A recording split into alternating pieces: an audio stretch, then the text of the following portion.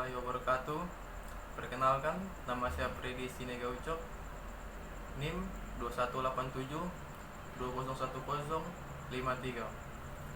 Baiklah, di sini saya akan mendeskripsikan tentang buah sosiologi hari ini. Di sini saya akan menjelaskan 7 unsur kebudayaan di Desa Buduran, Kabupaten Sidoarjo. Untuk sistem bahasa, masyarakat di Desa Sawan ini masih menggunakan bahasa Jawa.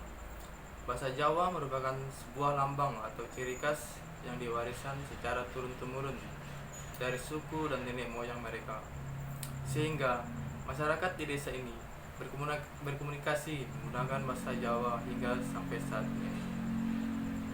Untuk yang kedua, masalah ekonomi. Untuk perekonomian, masyarakat di desa ini mayoritas dengan cara bertani, yang berternak, dan ada juga yang berprofesi sebagai lain. Cara bertani sudah dilaksanakan dengan cara modern melalui penerapan teknologi tepat yang digunakan dapat meningkatkan pendapatan masyarakat atau penduduk di desa ini. Yang ketiga, sistem organisasi.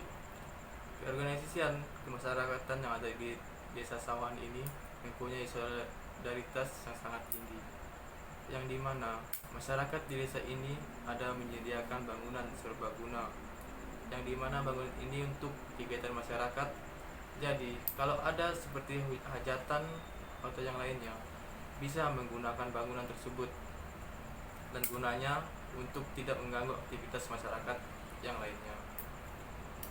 Untuk sistem pengetahuan khususnya di desa ini sangat berkembang dengan baik. Dan untuk pendidikan di desa ini hampir rata-rata itu anak-anak udah sekolah semua, mulai dari TK, SD, SMA, SMK, bahkan ada yang sampai ke perguruan tinggi. Dan puji syukur anak-anak di sini sudah tidak ada yang sampai putus sekolah. Untuk sistem religi di desa ini hampir rata-rata menganut agama Islam, dan ada juga yang sebagian yang beragama non-muslim. Masyarakat di desa ini tidak memandang bagi masyarakat yang beragama lain. Sistem religi rata-rata di desa ini menganut agama Islam, dan ada juga yang sebagian menganut agama non-muslim. Masyarakat di desa ini tidak memandang bagi masyarakat yang beragama lain, baik itu dari pendatang ataupun yang lain. Untuk sistem teknologi, di desa ini sangat maju dan berkembang dengan baik. Bahkan kalangan anak-anak muda di desa ini hampir rata-rata memiliki gadget atau HP. Masyarakat di desa ini sudah berkembang maju dan modern. Untuk yang sistem kesenian, wayang kulit adalah salah satu sistem kesenian yang ada di Desa Sawan ini, dan merupakan salah satu budaya masyarakat Jawa. Jawaban yang kedua, jelaskan konsep keterkaitan antara peran sosial dengan ilustrasi dan lembaga sosial masyarakat. Berikan contoh realita peristiwa untuk menggambarkan secara detail menggunakan bagan. Oke, ini untuk jawaban nomor 2. Pengertian lembaga sosial. Di dalam kehidupan bermasyarakat, terdapat norma yang berfungsi mengatur perilaku anggota-anggotanya. Proses terbentuknya norma itu sendiri berawal dari sejumlah nilai-nilai yang terrealisasi dalam perilaku warganya. Proses ini melalui proses yang panjang, membutuhkan waktu lama. Norma-norma tersebut kemudian membentuk sistem norma yang kita kenal sebagai pranata sosial. Proses sejumlah norma menjadi pranata sosial disebut pelembagaan atau institusional. Oleh karena itu, pranata sosial yang disebut sebagai lambang sosial. B. Klarifikasi lembaga sosial. Tipe-tipe lembaga sosial dapat diklarifikasikan dari berbagai sudut pandang. Menurut Gilin, lembaga sosial dapat diklarifikasikan antara lain sebagai berikut. Untuk yang pertama, institutions dan incident. Institutions yang merupakan klarifikasi dari sudut pengembangannya, prinsip, institution disebut juga lembaga-lembaga paling primer dan merupakan lembaga yang secara tidak sengaja tumbuh dari adat istiadat masyarakat. Contohnya, hak milik, perkawinan, agama, dan seterusnya. Adapun NCZ institution dengan sengaja dibentuk untuk memenuhi tujuan tertentu. Misalnya, lembaga utang piutang, lembaga perdagangan, dan lembaga-lembaga pendidikan, yang semuanya berkaitan pada kebiasaan-kebiasaan dalam kemasyarakatan. Untuk yang kedua, dari sudut nilai-nilai yang diterima oleh masyarakat, timbul klarifikasi lembaga sosial berdasarkan basic institutions dan subsidiary. Basic institution dianggap sebagai lembaga sosial yang sangat penting untuk memelihara dan menertibkan tata tertib dalam masyarakat. Di dalam masyarakat Indonesia, keluarga, sekolah-sekolah, negara, dan lain sebagainya dianggap sebagai basic institutions atau lembaga yang pokok. Adapun subsidiary dianggap lembaga yang kurang penting, misalnya kegiatan-kegiatan reaksi untuk yang dipakai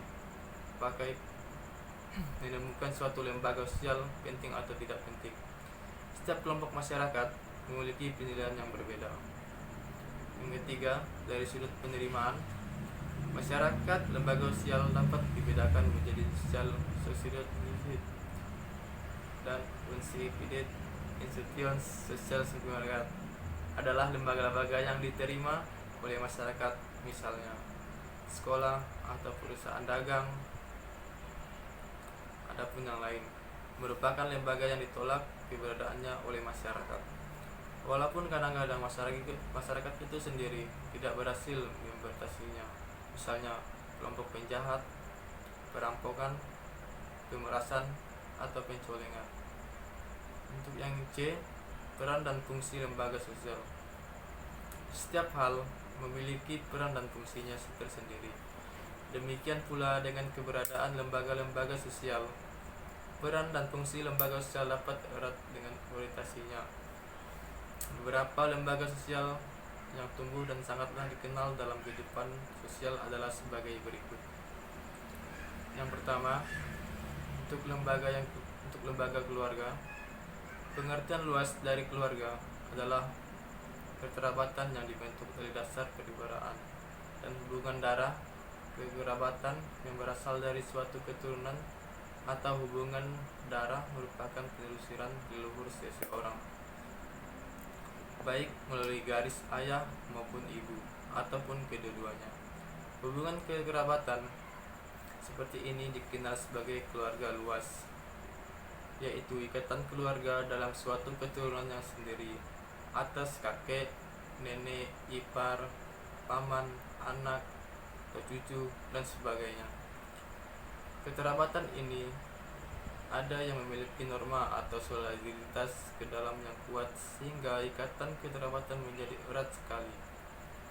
Adapun kekerabatan atas dasar perkawinan merupakan proses masuknya seseorang dalam suatu ikatan keluarga, baik masuk menjadi keluarga laki-laki maupun keluarga wanita atau kedua-duanya.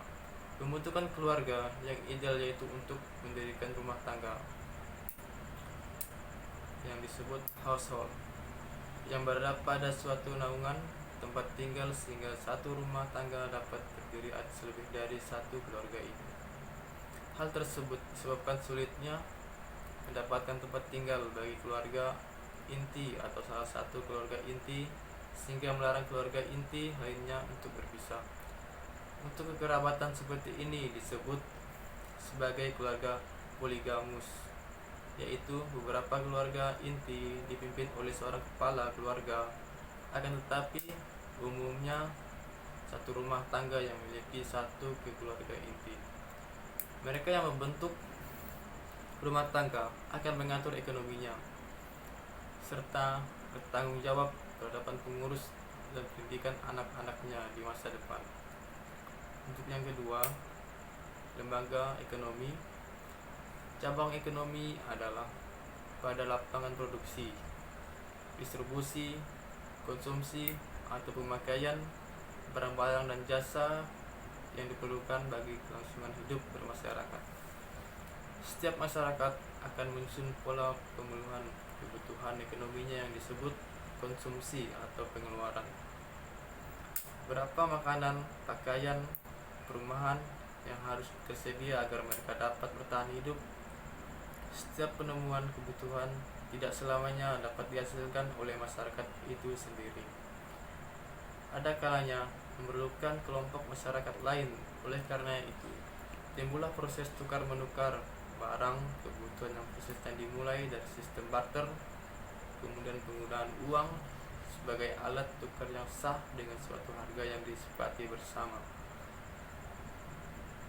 Menelaah ekonomi melalui sosiologi dapat dikaji dengan pendekatan struktural, yakni melihat reaksi atau hubungan antara subjek dan objek atau komponen-komponen yang merupakan bagian dari suatu sistem pemenuhan kebutuhan. Struktur adalah pola dari berbagai sistem realisis. Ekonomi akan melibatkan berbagai sistem yang terdapat di dalamnya, termasuk hubungan antara manusia yang terlibat dalam proses ekonomi. Keempat, lembaga pendidikan. Pendidikan mulai diterapkan sejak bayi berada dalam kandungan ibunya.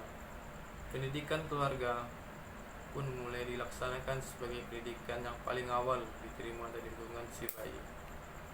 Pendidikan keluarga merupakan pendidikan yang diselenggarakan setiap orang dewasa atau orang tua pada orang lain. Sejak yang bersangkutan dilahirkan, orang tua akan mengajarkan anaknya berjalan, berbicara, dan sopan santun. Proses sosialisasi merupakan proses awal untuk mengenal lingkungan sosial, kemudian dipersiapkan untuk meneruskan nilai tradisi atau norma yang berlaku di masyarakat. Jika yang bersangkutan siap menerima penyelenggaraan pendidikan sekolah, dilaksanakan melalui 2 jalur, yaitu pendidikan sekolah dan luar sekolah. Dan pada bagian tersebut akan dikaji mengenai pendidikan sekolah untuk proses pendidikan yang dilaksanakan di sekolah melalui kegiatan belajar mengajar secara berjenjang dan berkesinambungan. Untuk yang kelima, lembaga agama. Manusia menjalani kehidupan bersama dengan manusia lain.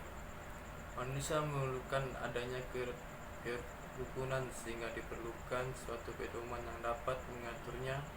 Pedoman tersebut dapat berupa aturan tertulis maupun pedoman yang berdasarkan agama-agama yang dianut setiap warga masyarakat. Setiap agama mengatur hubungan antara manusia yang juga mengatur hubungan manusia dengan Tuhan, sehingga agama merupakan pedoman hidup yang kekal. Kehidupan manusia di seluruh dunia pada umumnya menghendaki adanya kerukunan dan kedamaian suatu sama lain, agar penganut agama satu sama yang lain saling menghargai dan saling menghormati dalam pergaulan hidup sampai akhir zaman. Di antara mereka diperlukan adanya upaya saling mengenal serta adanya tanggapan pikiran masing-masing, baik tentang latar belakang yang berbeda maupun antara agama dan budaya masing-masing. Untuk yang ketiga, deskripsikan penelitian yang sudah Anda kerjakan. A. Alasan pemilihan judul penelitian. B. Jelaskan 2 teori sosiologi yang berkaitan dengan penelitian. C. Integrasikan teori sosiologi tersebut. Sini akan saya menjawab yang A, alasan saya memilih untuk judul penelitian tersebut. Di sini saya meneliti tentang teks proklamasi kemerdekaan Indonesia. Alasan saya untuk mengetahui bahwa Indonesia itu telah betul-betul sudah merdeka. Untuk yang B, teori perkembangan linear. Teori ini dipercaya bahwa perubahan sosial dapat diarahkan ke titik tujuan tertentu, seperti perubahan dari masyarakat tradisional ke masyarakat yang modern. Contohnya, perkembangan bangsa Indonesia dari zaman penjajahan pertahankan kemerdekaan sampai dengan saat ini. Untuk yang teori evolusi, teori ini beranggapan bahwa perubahan sosial memiliki arah tetap yang dilalui oleh semua masyarakat. Masyarakat berubah dan berkembang dari tahap peradaban sederhana menuju tahap peradaban yang lebih kompleks. C.